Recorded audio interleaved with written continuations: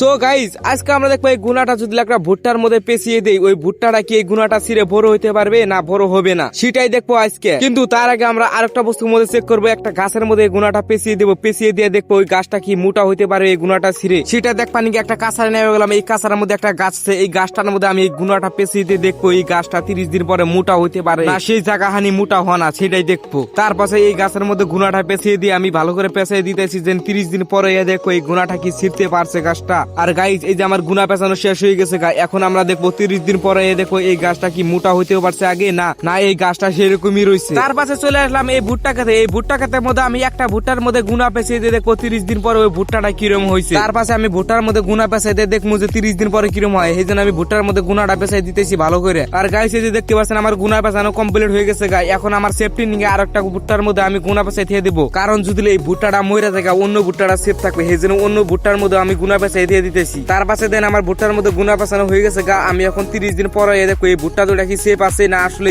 না ভুট্টা গোনা মরে গেছে গা, না 30 দিন পরে না ভুট্টা গোনা একবার গুনা সিরা বাহির হয়ে গেছে গা, সেটাই দেখবো 30 দিন পরে আমরা। আর গাইস তোমরা যদি পার্ট 2 দেখতে চাও আমার চ্যানেলটা সাবস্ক্রাইব করে পার্ট 2 লেখো কমেন্টে, আমি পার্ট 2 নিয়ে পড়বো।